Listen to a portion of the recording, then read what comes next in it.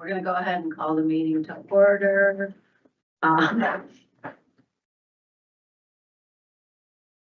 We'll call of people here, Guida Brown, District 11. Frederick Brookhouse, District 16. Aaron Decker, District 22. Aaron Caro, District 23. Eric Meadows, District 83. Julia Robinson, District 5. Olivia Gergen, District 5, I think. Yig? Yeah. Yig? Canola Grand Yig. All right. Thank you. April Webb, Planning Office. Sorry, we can talk over you. All right, thank you. We had a work session yesterday and discussed what's on tonight's agenda so that we can be more informed about it. Andy, would you tell us about the legal posting in the newspaper? Yes, and so this was legal posting in the Kenosha News with a class 2 notice, and we have verification that it was posted on May 27th and June 3rd.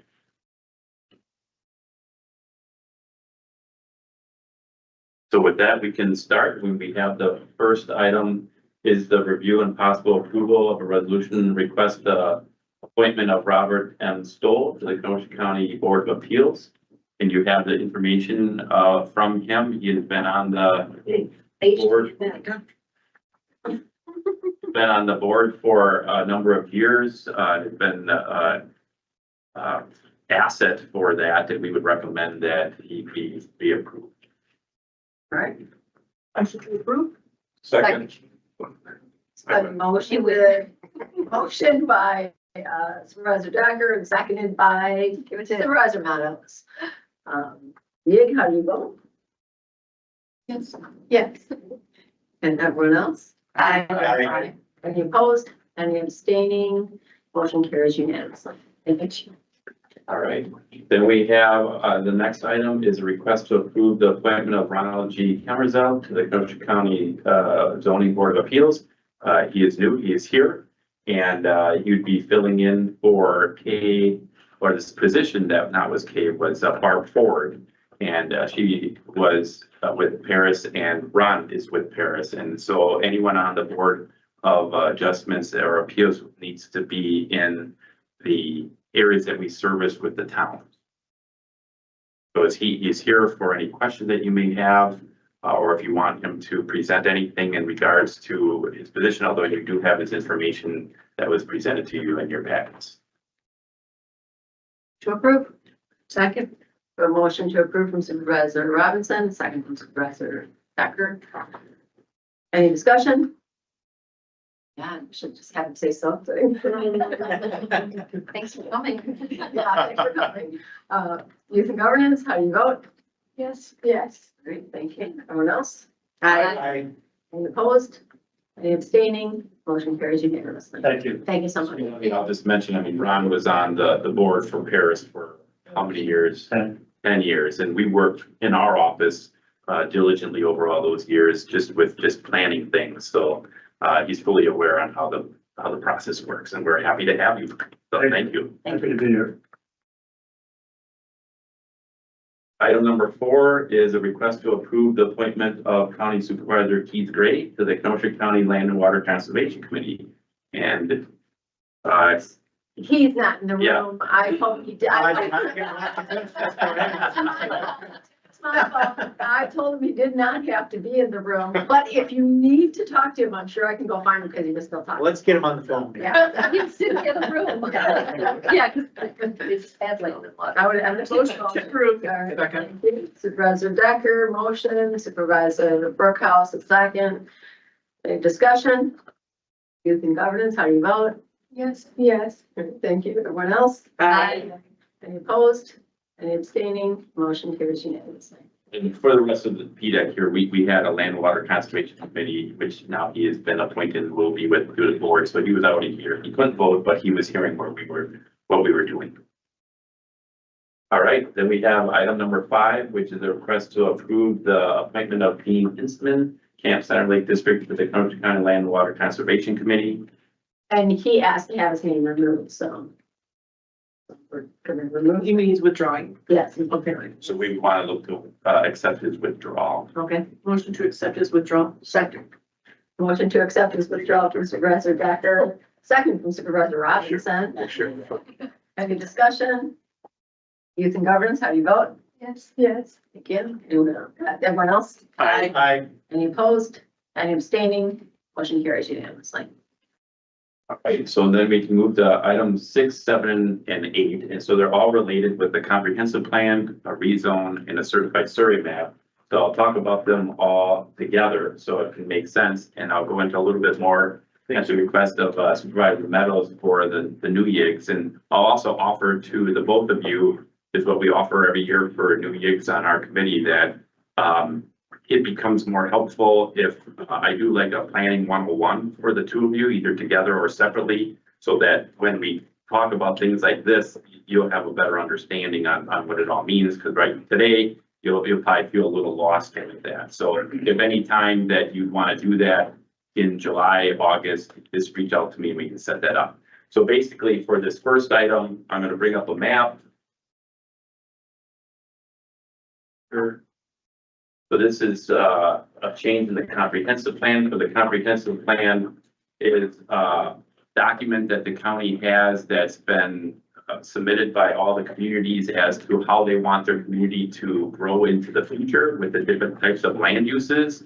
And based upon that, it's a 2035 plan with the potential of it being a 2050 plan. So in 2050, what should this land be utilized for? And so for this, it had a designation and there's a request to change it by the property owners. And then it has to go through a process to change it because it's an official map.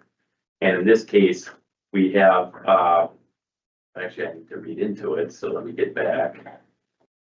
So right here we have Marilyn M. Zerbal Revocable Trust, 14700 60th Street, Bristol, Wisconsin, 531049753 owner. Marilyn M. Zerbal, 14700 60th Street, Bristol, Wisconsin, 531049753 agent. Requests an amendment to the adopted land use plan map for Kenosha County 2035. It's map 65 of the comprehensive plan from mixed use and SEC means secondary environmental corridor to mixed use and rural density residential and SEC on tax parcel number 454-221-353-0105 in the town of Paris. And so if we go back to that comprehensive plan map, this is the map here. So you can see the mixed use designation and then the designation request to be changed to rural density residential. And the reason for that is because there's a request for this property to be split off for the rest of the farm and then utilized for a residence. And so the next item, so again, so you can kind of piece these together, is to actually then change the zoning from an agricultural current district to a rural residential district. The normal would be to do a mixed use district because that's what it's intended to be, but that's not what the property owners are intending and the town agreed. And then from that, there will be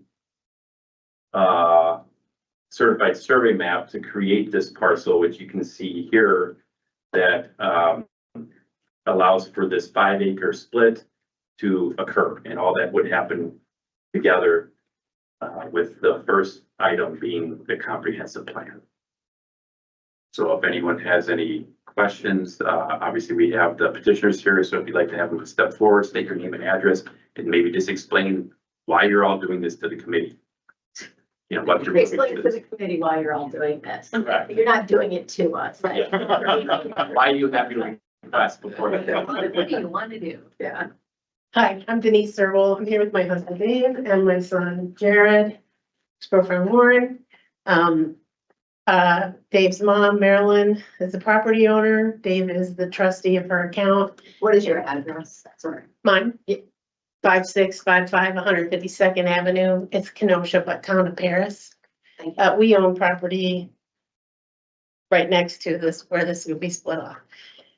My son is buying 40 acres from grandma on this farm on a land contract. He would eventually like to purchase the rest of the property. Hopefully can afford to do that in the future. Would like to split this 5 acres off in the event that he would eventually like to build a house there. It will remain in agricultural land until that time, and that time may be 20 years from now. but we're just trying to plan ahead. And in the fact that he's not able to afford to purchase the rest of the farm, he would still be able to potentially build a house and have access back and forth to his barns and type of things. Any questions?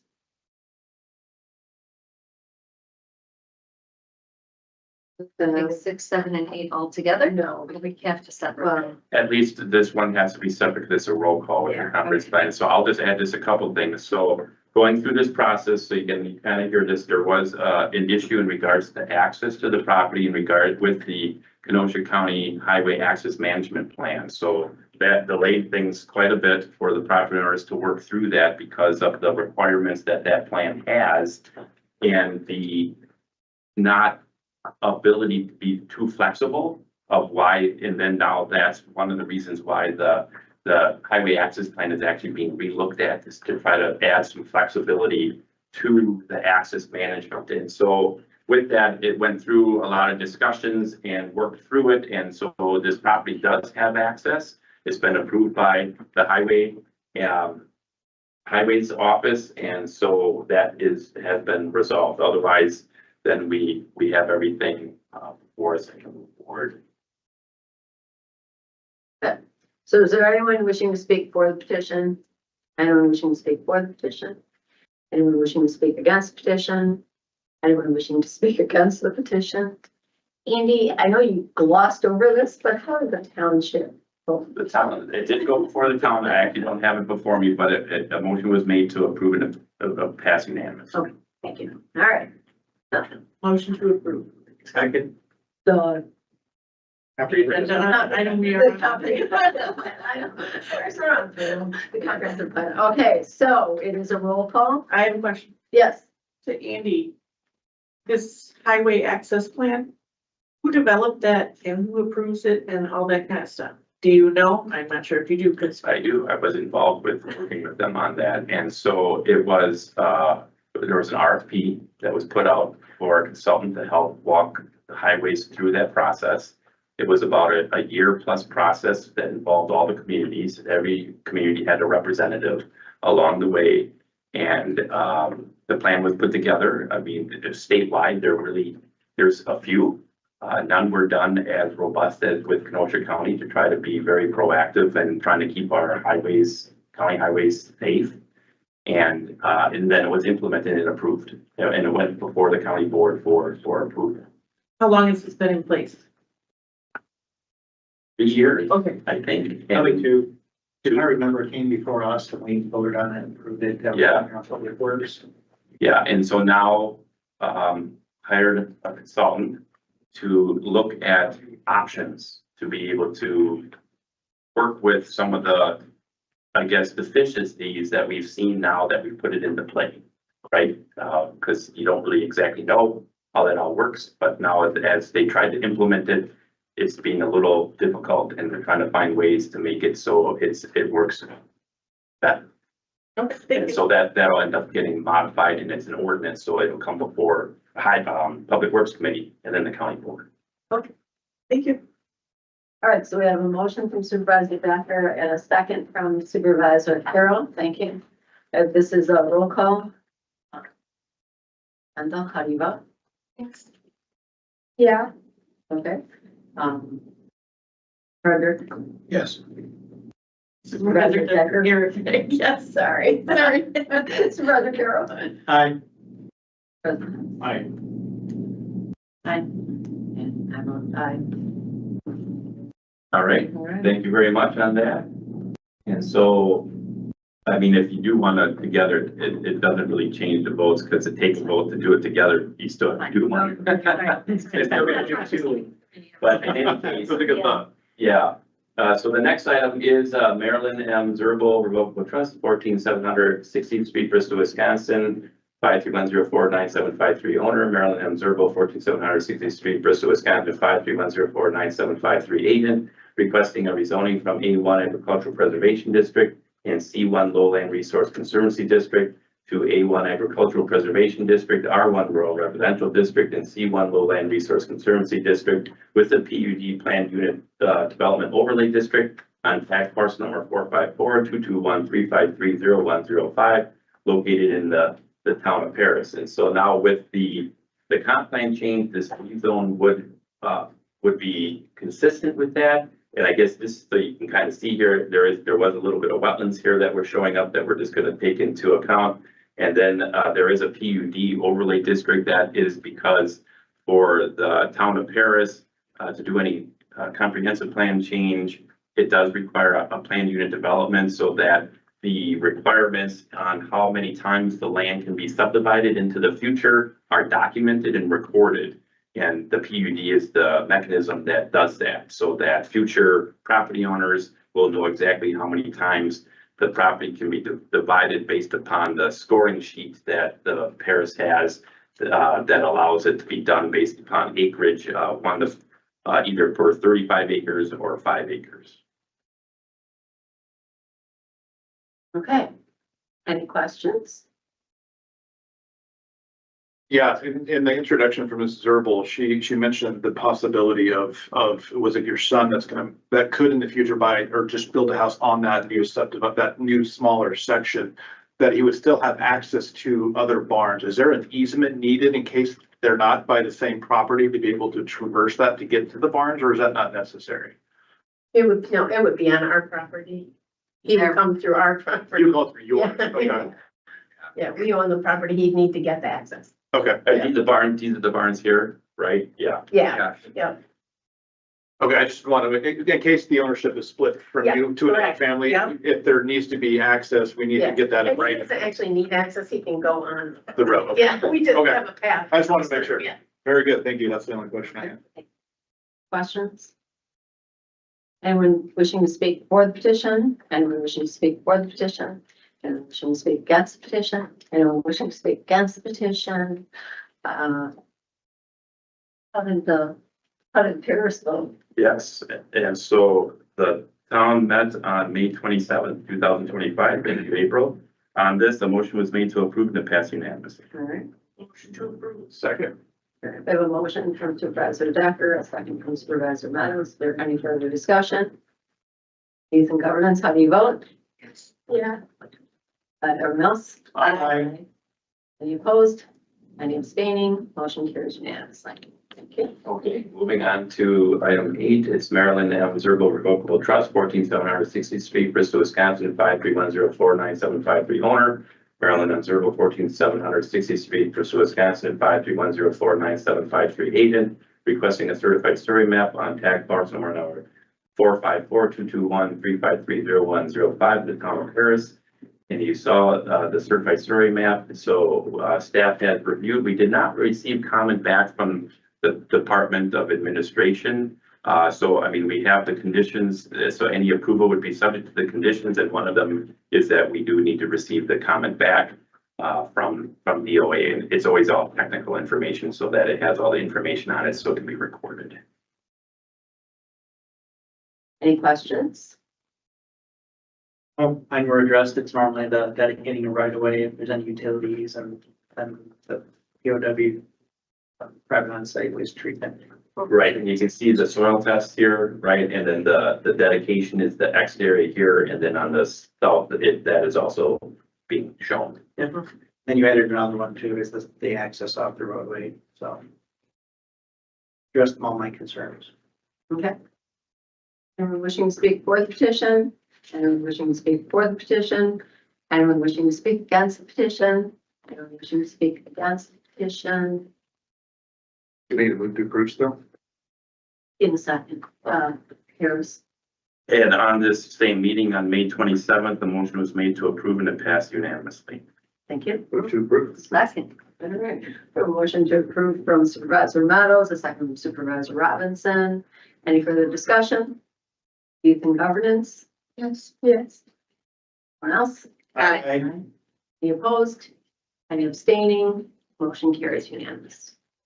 Okay, thank you for coming. Just to let you know, so this item does go before the county board. You do not need to attend. The chair of the committee presents it to the full board, and then they'll take up the comp plan change and the rezones. They do not vote on the certified survey map. And so then once that happens, the county executive signs and then it's all set. The main thing for you is once your surveyor completes all the updates to the survey with those, which he should have received a copy of that I already. saw that you. Yeah, he'll update that and then provide us with an actual final copy of the CSM, and then that'll get signed by the chair, and then it will get it recorded. And then, So the most time for waiting is how long it takes your survey to be able to work on. And you will submit it for recording? Or, We'll do that. We'll collect the recording fee and then take care of that. Right. thank you. All right, thank you. thank you for interesting in looking. Yeah, thank you for doing.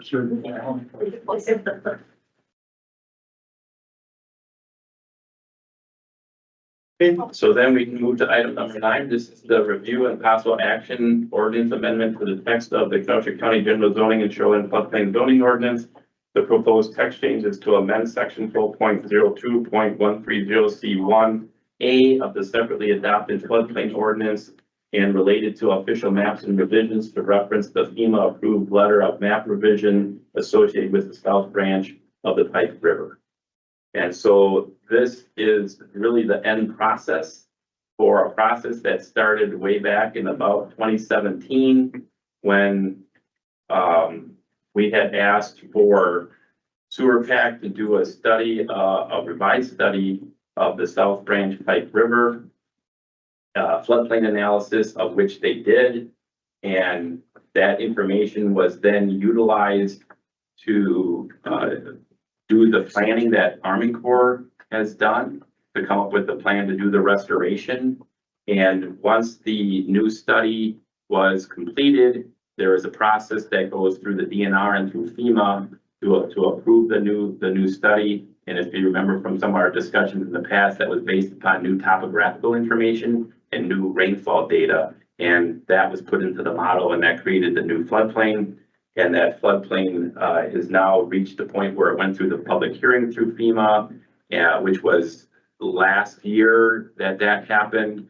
All the property owners were notified, and now it's at the point where it becomes effective July 25th of this year, and it has to come before each community, the city, Summers, Pleasant Prairie, and the county to actually adopt this new floodplain study that's been already approved and make it effective in our ordinance. Because we want to be able to utilize that from a standpoint of where its effectiveness is going to happen no matter what happens by this committee, but we wouldn't be able to reference it if we don't do this today or do it at some point. And so you may have seen some of this before in regards to how the floodplain changed. We presented some of this with the South Branch Pike River updates, and on here, if you've seen it or not, there is some maps where you can see on how it changed.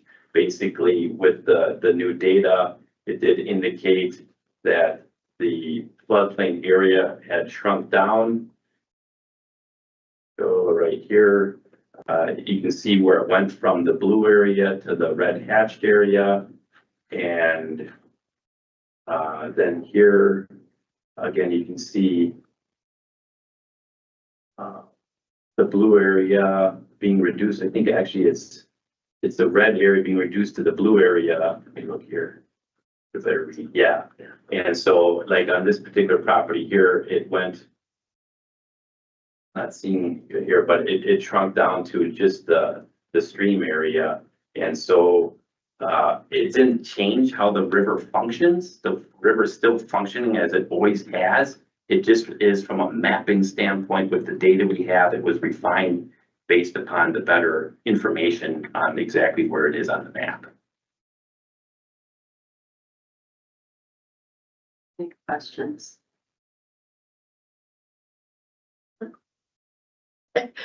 I don't think there's anything we can say to No, I- verify this, to prove it or disprove it or anything like Let's that. Annie Fox. I don't want to go there.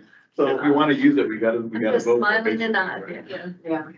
Well, if you trust that they did their job properly, that's Tend to basically do what it that. is. Go ahead. It took almost 4 years to go through the process. Then they'll have to change it again after you. That is correct. And that might be another 4 years. All right, so we're entertain a motion. Move to approve. Second. A motion from Supervisor Meadows, a second from Supervisor Carroll. Any discussion? Governance, how do you vote? Yes. Yes. Everyone else? Aye. Any opposed? Any abstaining? Motion carries unanimously. All right, thank you. Then we have, Go extension.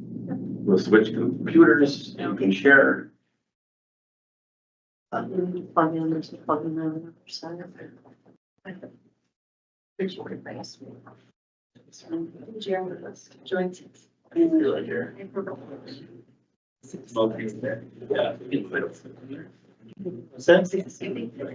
I think that's what this. No, that's not. Oh, okay. That's what she's Oh, doing. she's doing that. That's gonna be okay. No. Yeah. All right, you just. You want whatever you're presenting there to show up in the stream, then you'll have to connect to it. Okay, I think I just hit. Do I need to, or are people on? It's all recorded. recorded. It's recorded. Yeah, it's recorded.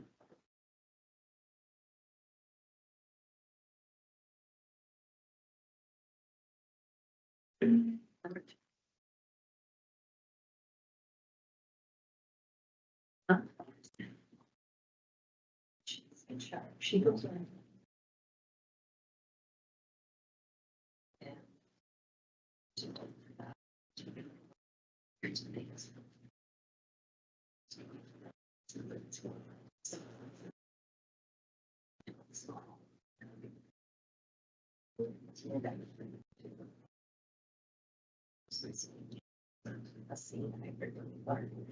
She's not to do.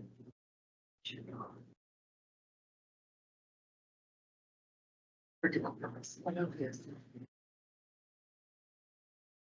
Probably so. Yeah.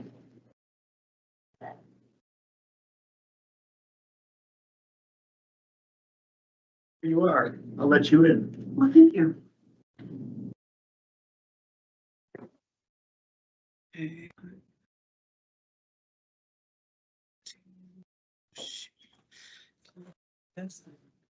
TV's done. It's not. If you're in voltage. I just usually do two. Yeah, you have to mute you. I took care of it. If your sound is not there. Yeah. Residential meetings, I know, good. We still sick. Still solutions here. Show up and make a good. He just doesn't want me to talk to you. She's bad at some people.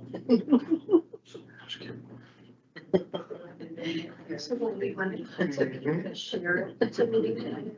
This was. Yeah, that was thinking that, oh, second Wednesday. 6:30. Yeah. Yeah. I think it's gonna work. I said we want to have this number. Yeah, it's December the one. Yeah. So you'll just need to share your screen and Teams for it to. Like do the apps like every minute. All Good, that's. You go to your screens right there. a week long, whatever, we have a where our one night you present clients Yeah. every night. For sure. A lot of stuff like that. So by the time Go back. you vote on that, Looks beautiful. no matter, we are on.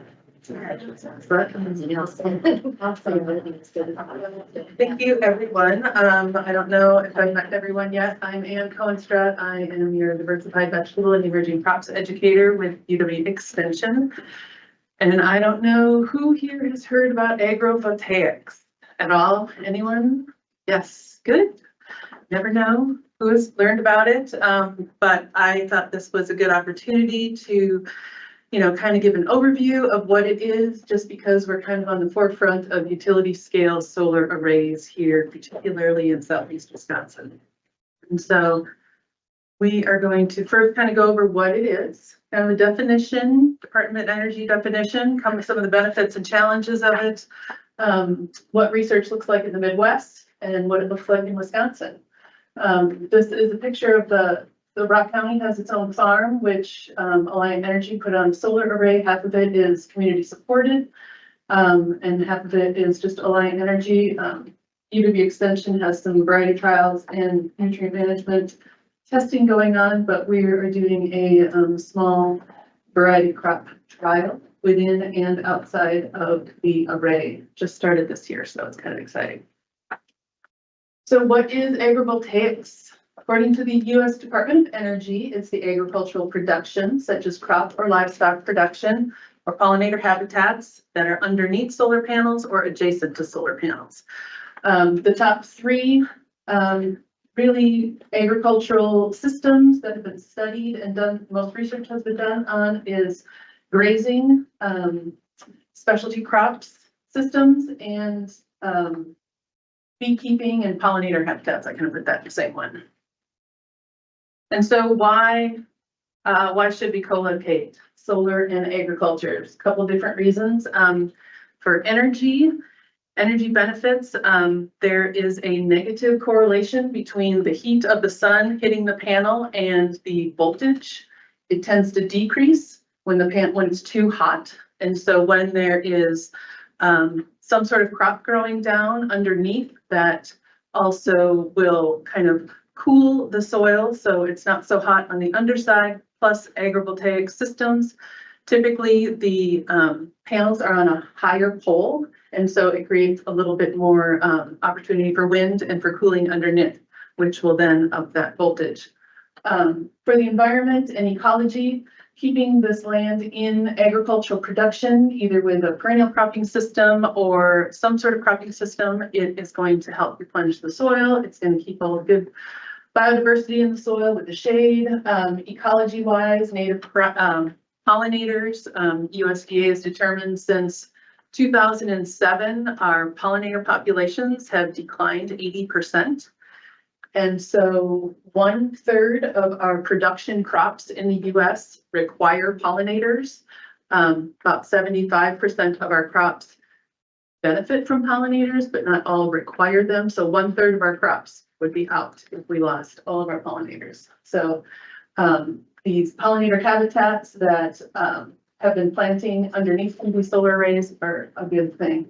Economic wise, farmers receive a decent lease amount when these solar arrays go onto their property. And then they in turn could potentially also have some sort of agricultural system on that property. So it's not totally out of production. So it's a win-win right there. And also they could, well, studies have shown that when farmers have more money in their pockets, more money goes into the local economy because they're purchasing more things because they're able to. And just agriculturally, the preliminary studies that have been done so far, nation and worldwide, is that either there is no difference between crop production yield outside of the array as opposed to inside of the array. So why not grow things inside the array as well?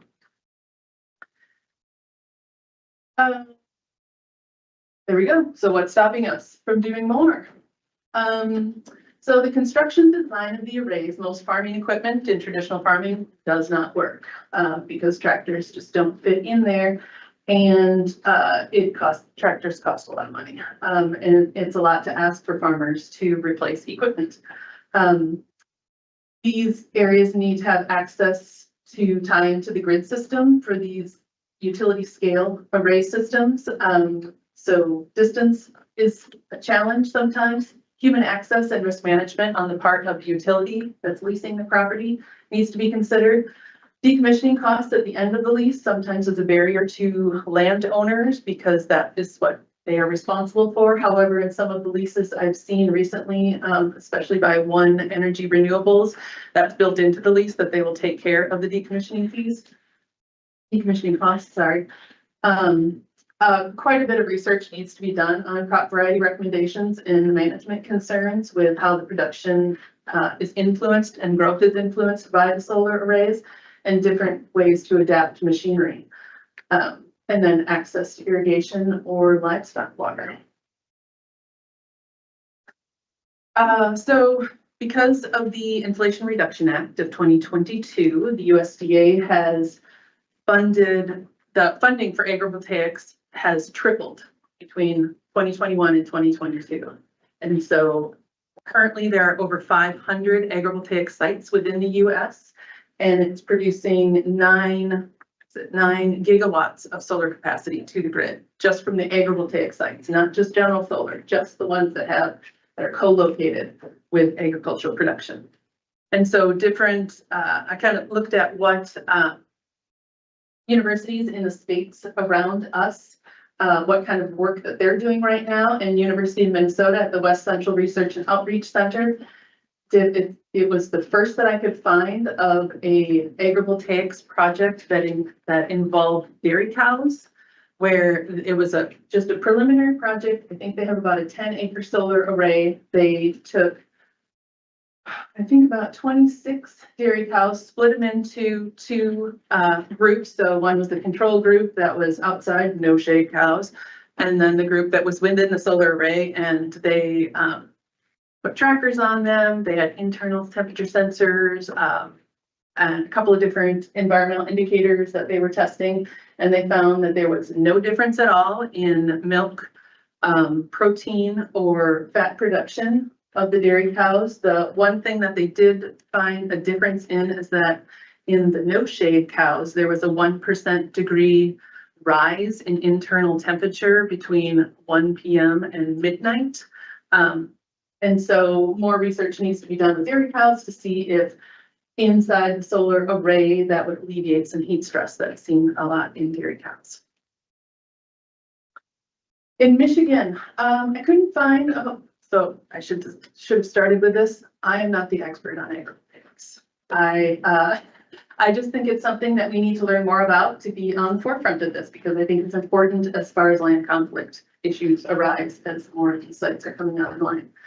In Michigan, I couldn't find any university-sponsored research from either Michigan State or University of Michigan, but some of the solar companies that are building these smaller sites are working in conjunction with the farmers, and they are having consultations from some of the university researchers, but they're doing work in specialty crops. There's broccoli, some grazing, and maybe celery. That looks like celery right there. Let's see, this is Iowa, the Alliant Energy Solar Farm at Iowa State University. So Alliant Energy owns and operates it, and it is on university leased land. They built it strictly for research, and it's 10 acres and it produces 1.3 megawatts. And so what they are looking at is microclimates and how that affects production of plants and production of power. So they have 2 different heights of solar panels, and then they also have the fixed configuration and the tracking, the sun tracking ones. And so what they're looking at is the microclimates underneath and how it affects, like I said, the panel production, and then also crop production. And they're looking at specialty crops and also honeybees. This is in Illinois, SCAPES. This is a good one. Sustainably co-locating agricultural and photovoltaic electricity systems. SCAPES is much easier to say. So this is a huge project. It was, I believe, about an $8 million project, and it's in conjunction with these other universities, federally funded. And so it's being replicated in Illinois, Colorado, and Arizona. Illinois being because it is a rain-fed system, Colorado because it's dry land, and then Arizona because it's irrigated cropping systems. And so they are looking at specialty crop production, but in addition to it, because we can't feed everyone on the planet with just specialty crops, we need to look at row crops and some forage systems. And so they're looking at all 3 of those systems and looking to, either maintain or increase crop yields. These are the objectives. Increase food and agricultural productivity of the land, and also increase farm profitability. So what they're looking at, what they would like to see as outcomes are models that they can then scale up for more large utility scale systems. And one of the things that they came up with as part of their education and outreach for the project is this game app called My Agrivoltaic Farm, which you can download on any of your places. But it looks at the interaction between crops and the solar panels. And so you can kind of play with it. And it's, it kind of, it's forming the public, how this works, why it's interesting, why it might be a good thing. So here we come to Wisconsin. So we have, let's see, Alliant Energy again, went into a partnership with UW-Madison at the Kaganza Research Campus, which is, I don't know if you're familiar where it is, it's about 16 miles southeast of Madison on the west shore of Lake Kaganza. And there, it's already university land, where they have a research facility there, but they built a 15-acre, 2.5 megawatt array, just for research. And they are looking at measuring the response of vegetation to the shade and the kind of the rain sheltering that's happening. Looking a lot into pollinator habitats, and a couple of projects that are going on right now is, because it just went online, is, and I'll talk more about sheep in a little bit, because I know you're excited about that, is sheep grazing. Since we're not allowed to have sheep on university property yet, we haven't gotten those permissions. They planted some forage species, and they will be measuring biomass and nutrition constituents within the forage plants when they harvest them in the fall. And then also Savannah Institute. I don't know if anybody's familiar with Savannah Institute. It's a organization dedicated to research in agroforestry, and they are their home base is in Spring Green. And so they do a lot of this dual purpose land where they're looking at forestry and agriculture together. And so they came into this project as well and have planted currants, because currants are shade tolerant, as a potential perennial crop to be used within these solar arrays. So just did those in the last month. So hopefully we'll hear something soon. They'll be checking, yield, vigor of the plants, depth, things like that, how well they're going to be doing. A couple other things that we have at University of Wisconsin-Madison is The Cutting Edge. It's a podcast that we have within our Emerging Crops program, and we interview farmers, industry leaders, things like that about, some of these crops that we might think might be the new Valdalia onion kind of thing for Wisconsin, to kind of diversify our cropping system a little bit. And so podcast episodes 45, 46, and 47 are all, it was a 3-part series on agrivoltaics within Wisconsin and the Midwest. And so farmers were on there, and a couple of industry folks, and they kind of talked about the benefits and challenges. So if you've got time and you're driving the car, I recommend it. And then Vegovoltaics. This was a community of practice group that formed of students, researchers, industry leaders, and professionals, and kind of they get together and meet periodically to talk about the benefits and challenges that agrivoltaics has in Wisconsin and how we can move this forward. And that gets us to this lovely map here. So in 2022, UW-Stevens Point produced this model, which is a utility scale solar site suitability model. And it was using these criteria were proximity to the grid, what the terrain was like, and land use and cover. And that determined then what counties in Wisconsin would be best suited for these utility scale arrays. And Kenosha County is right up there. The light yellow ones, if you can't read the super tiny print, the light yellow ones are the ones that are best suited because of those criteria. So as we move forward, now that where are we at? The Paris Solar Battery Park is on 15,000 acres in Kenosha County. We have Silver Lake as well. I thank you, Andy, for sending in these things. I did not have them. So part of what this body did in 2022 was create the Solar Energy Systems Ordinance, where you develop the guidelines for the solar farms and, the recommendations and all of that. And so I also have on here I have Strawberry Creek, I have a picture for Strawberry Creek, but I wanted to talk about the UW Parkside Solar Project because that's not included in there because it's not a solar farm, because it only produces electricity on site for UW Parkside. But go back to this one. And so with that ordinance that you guys passed in 2022, it talks about the vegetation management, which is great because that's where we get pollinator habitat, which is amazing. And then also the height of the solar panels as well. And so as, you know, we start thinking about, you know, whether we could have this dual use of the land,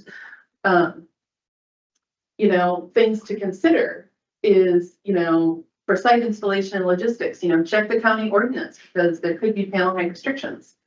Because some of these systems that are gonna have agriculture underneath them requires those panels to be a little bit higher. Some of the studies that were done show that it wasn't really that much more expensive to have them a few feet higher. I think it was the University of Minnesota one for their array, which was 10 acres, I think. They said it was $90,000. And so it wasn't that much to have them a little bit higher so the cows wouldn't rub up against them. Things to talk about, talking to farmer and grazers early on to discuss that configuration of the panels, the perimeter fencing needs, access for humans, and the risk management plan, water for livestock and crops. And then if it's a grazing system, it's really best to try to plant that before the installation goes in. It makes it much easier to try and plant it afterwards.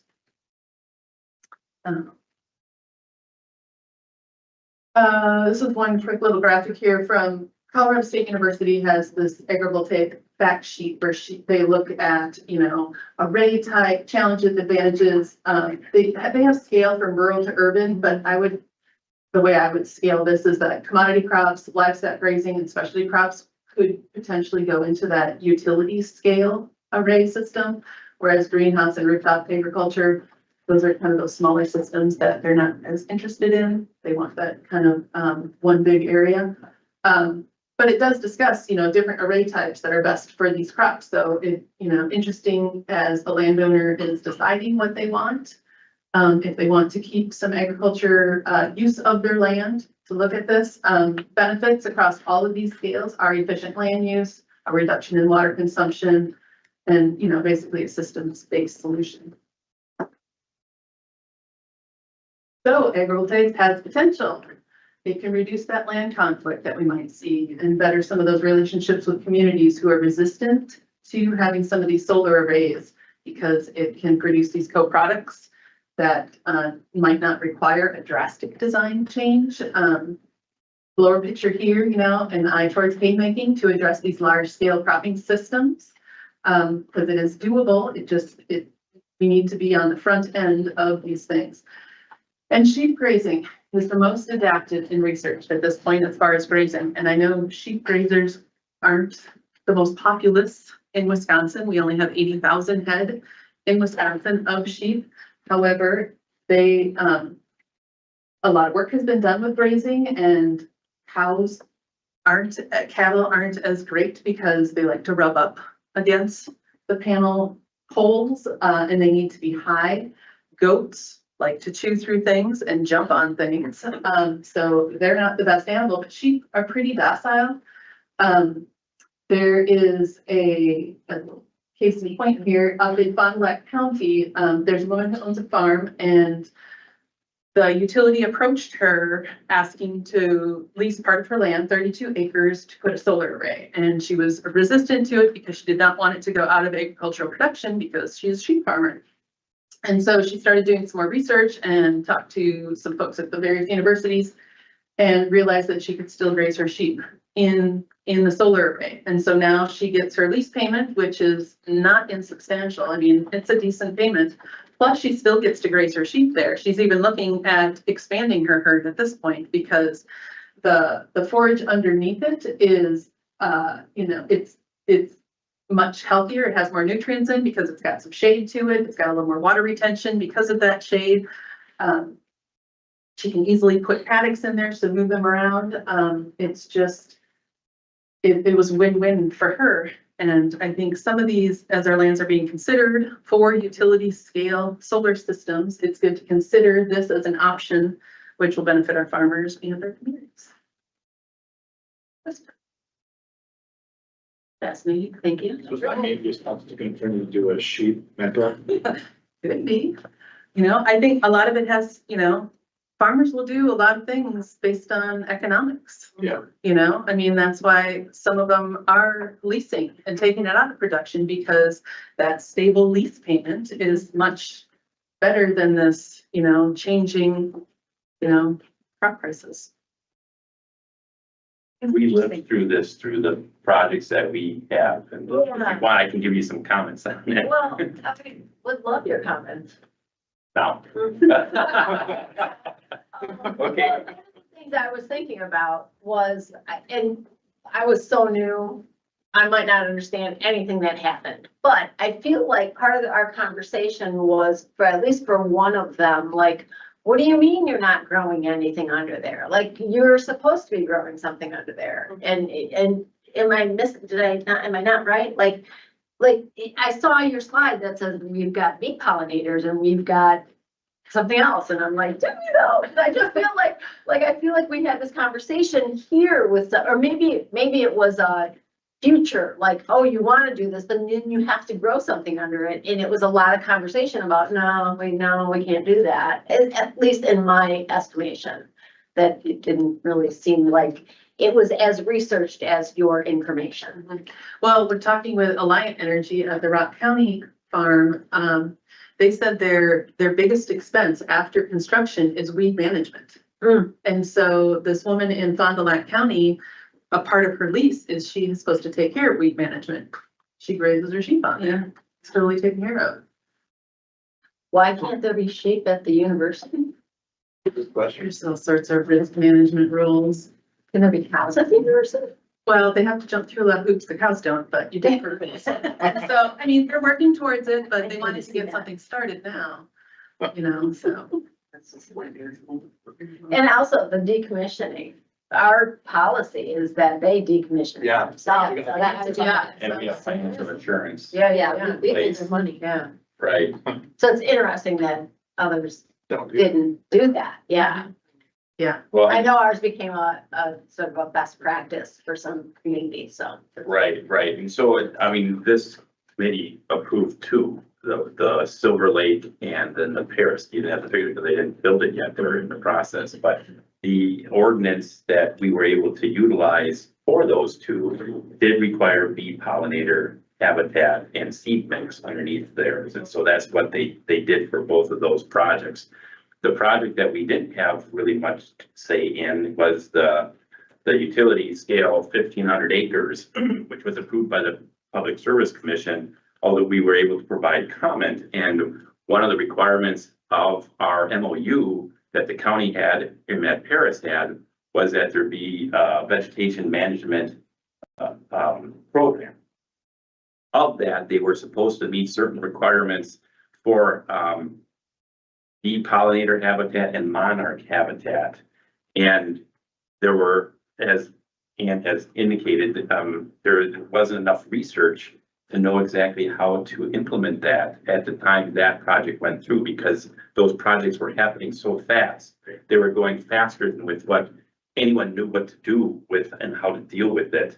And so they told us that they could do it, but then when it came time to actually implement it, they were not able to do as much pollinator habitat as we had agreed to. They were not able to do as much monarch, and some of it is because of the management requirements that are needed and to be able to get access to them. So then we started talking to them about, could they do sheep grazing? And they said, we can't do sheep grazing because part of the process, we lowered the panels to satisfy the community so they wouldn't be as high, but then that took away the ability to have sheep grazing underneath it. And so height is certainly a factor with that. And so it's real life stuff. So right now, as we're seeing it from the planning standpoint and the body that approves them, is this research is lagging way behind. Everything's moving. It's trying to catch up on exactly how to deal with this and to do best management practices with the solar arrays. So I think with the Paris Solar, we certainly worked with them to try to get the best we could under the circumstances. But then the other ones that have come before this committee, I mean, they have no problem because they know right up it. We have an ordinance that tells them what they need to do. They've done it, they know how to do it, and they're implementing it. But does that mean that we would look for some of these other things as it gets proven out that it can be done, certainly we could, but right now, all we knew we could do when we wrote the ordinance is to get some pollinator habitat underneath Yeah, it. and that's brilliant. I mean, that was key, I think, because like the one at UW Parkside, it's on an old parking lot, which, it utilizes parking lot space, but there's nothing growing underneath there. And so water's gonna sheet off of these panels and just run away. So, and that's where this pollinator habitat or any sort of crops growing underneath the solar panel is going to help with that runoff of the solar panels.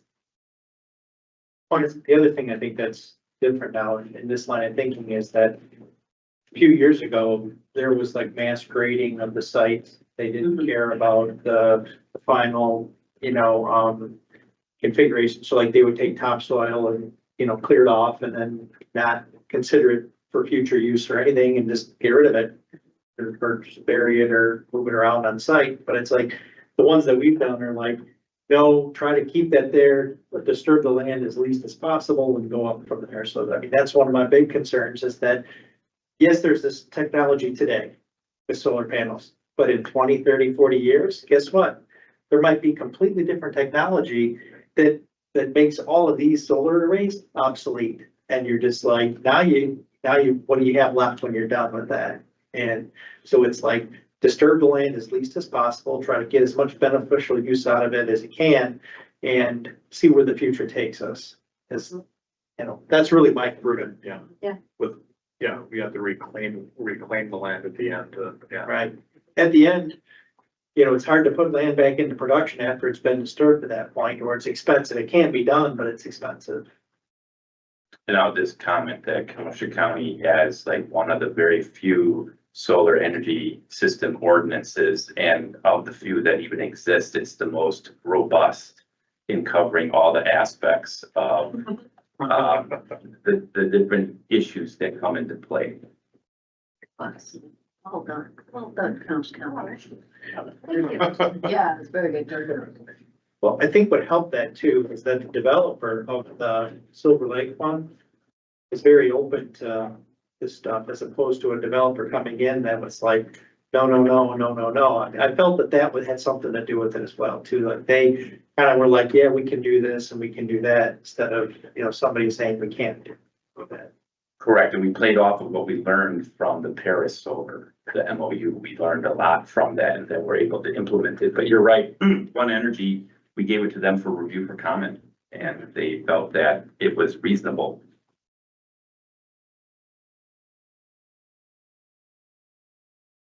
Any other discussion for Ian? You're not doing your report, are you? Hey, as far as my report, I'm sharing 2 reports with you. So we have completed our annual report for 2024. And I'm going to give a shout out to Savannah because I had mentioned how we did not have a person to compile this for us. So educators provide all the information. She found a template and did the first draft for us. So very much appreciative of that. Really for just especially for our youth and governance, we do an annual report every year. And so we share with everyone, and it really is the highlights, and that's the key. We do more than what's in here, but it's the highlights of the various programming that we do throughout the county. So you'll see that the first page is more general extension information, and then the rest is county related. I want to point out the human development and relationships really for the first 6 months was a health and well-being position. If you recall, Mary was with us, and then she left approximately halfway through the year. However, HDRI, that stands for the Human Development and Relationships Institute, was her secondary affiliation. And so much of the programming that you see reflected here does center around financial security. And so now we do have Alana, and her focus is financial security. So I wanted to share that with you there. So if you have any questions, please don't hesitate to reach out and I can provide additional information. And then I will be sending this over to the county board so that they can be at your desks and have a copy so that all supervisors will have this as well as the county exec. So just letting you know that that is there for your perusal. And then also the Positive Youth Development Institute put together their impact report for 2024 as well. And I wanted you all to have a copy of this. And in it, you'll see 4-H related programming, but then you'll also see, and 4-H is positive youth development education as well, but some of the other programs such as youth and governance and teen court. So a variety of programming for Positive Youth Development Institute. And some of the institutes do these annual impact reports, others do more of, I'll say like graphics, and so that's my segue to Jeremy for Foodwise. And Jeremy's been with you only once before, I believe, in March, and he is our Foodwise program administrator, and he'll be sharing a graphic with you as well. And then, and any questions you have regarding our monthly report that gets shared, please too, don't hesitate to reach out, or if you have any questions tonight. So, you want to just continue on? Continue on, yes. Yeah, so I am Jeremy Beach. I'm the program administrator for Kenosha and Racine counties for Foodwise. Relatively new, I don't know if I say I'm new, I have the job, but I've been with Foodwise since October. Yeah. So I just came in. I wanted to inform the committee about some current events that are going on that would directly impact Foodwise. So got a couple things to share with you guys. Yeah, that perfect. That's great. I can do the other one. So I'm passing out a couple things here real quick. So one of the things that is circulating right now is a letter that is going out to our Foodwise partners all throughout the state, not just Kenosha County and the other Racine County, the other county that I'm administrator for. But this is being sent out to all the partners throughout Wisconsin. And the other thing that is going around that Pam is handing out to you guys is kind of a distilled infographic that we are also distributing to our partners throughout the state. We will be distributing this specific one to our partners. But what is currently happening and what is outlined in that letter that I sent to you, or I handed out to you guys, is that with the current events, with the U.S. House of Representatives has proposed a bill to eliminate all funding for SNAP education. And that's not just Wisconsin, but that's throughout the entire United States. That would obviously directly impact Foodwise, since all of our funding does come through the USDA, it does come from the federal government. So the complete elimination of SNAP education would directly affect us. I'm not here to advocate. I'm not here to lobby. I'm here just to kind of inform. And that's what that infographic is. And I have another one that's another one that I can pass around here in just a second. That is our annual report that you'll basically see in the report that Pam handed out for you guys. It's all the way back there. So, but that's what we're going to be sending out to our partners, which includes schools throughout Kenosha County, KUSD, West Osha Head Start. We are partnered with the Sharing Center and many others. There's too many to list, to be quite honest with you guys. So I just wanted to come, or actually Pam was gracious enough to allow me to come and present this to you guys and just let you know what's going on, how that would impact our program, but also the community at large as well. Foodwise does reach roughly about 35,000 individuals throughout the state of Wisconsin on an annual basis. And that's not just one person, one beat. That's, one person beating over a series of educational lessons. So I just wanted to come and put that out, inform the committee about kind of the current events and what's going on with that, and how that would impact the community, because we are, well, yes. So I'll just leave that without getting into advocating. I'll also pass this out. This is just our annual impact report. It's just like the 4-H one that you guys have. It's just a little less fancy. So discuss those. So that is all I had. I did also want to say something that's not in the letter that I think is actually a little factoid with SNAP education. Wisconsin was actually one of the first states in the US to actually adopt SNAP education. Formally, it was adopted back in 1992, but SNAP education is kind of its beginnings was way back in 1988.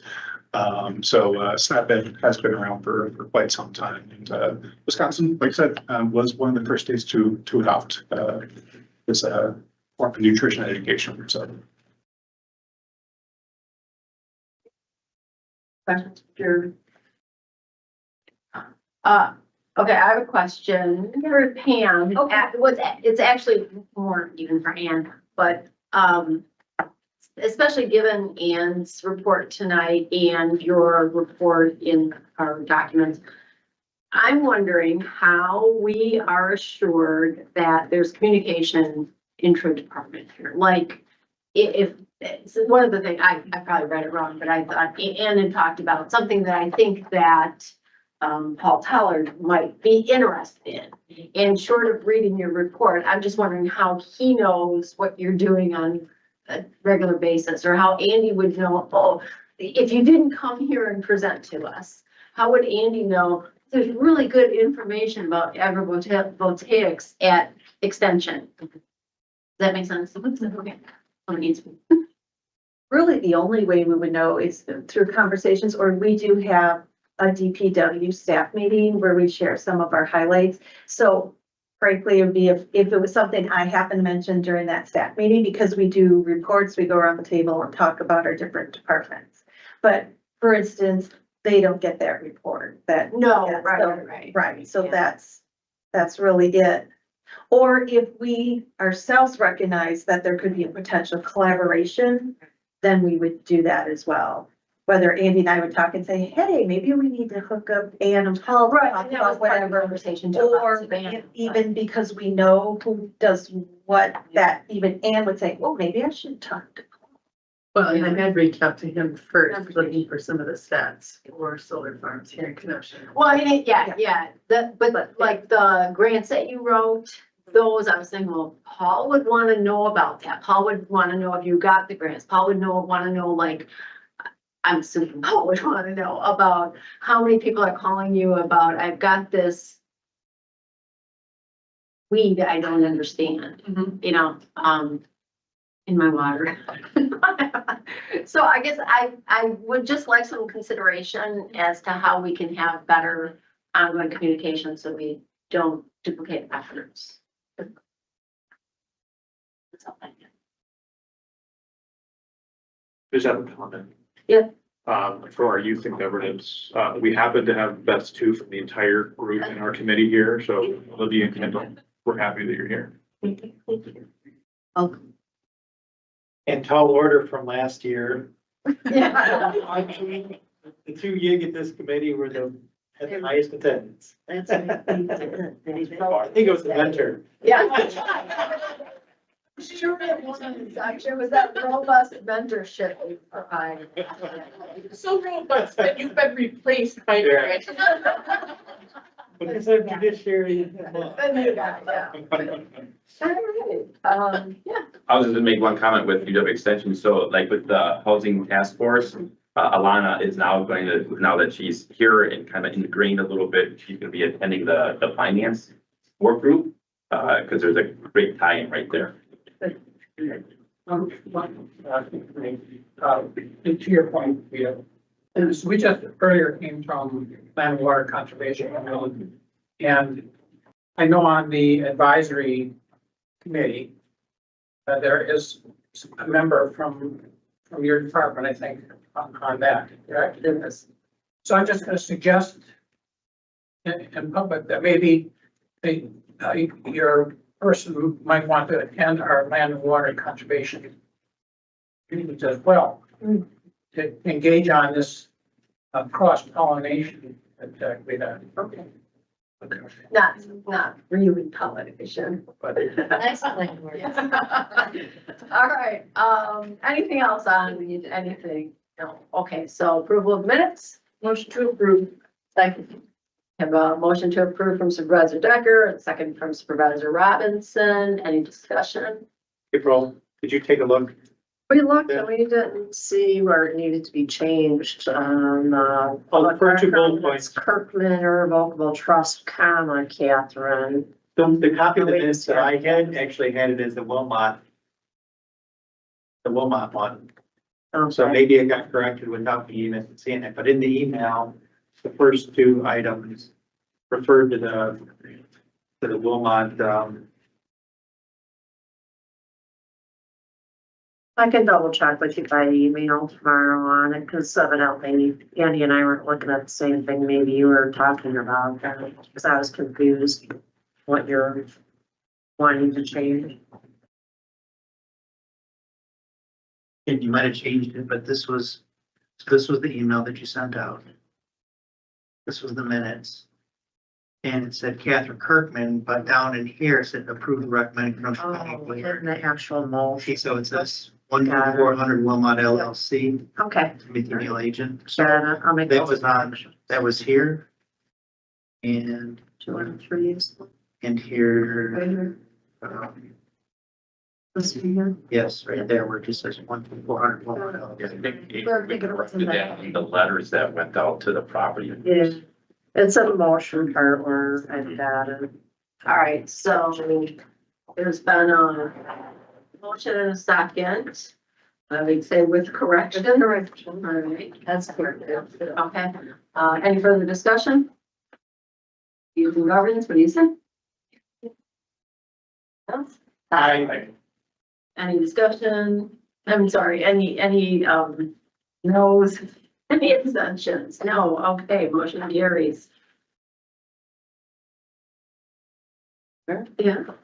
Oh, citizens comments, any citizens wishing to speak? Any citizens, no, okay. And then staff. Oh, because I sort of skipped that one. So we have a meeting in July. We have one item that will be before the committee.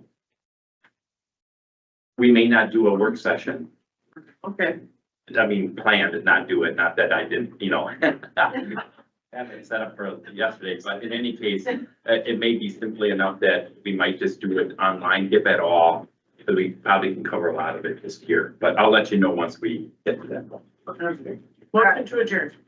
Okay, we have a motion from Supervisor Decker, a second from Supervisor Nuttall. Is the governance?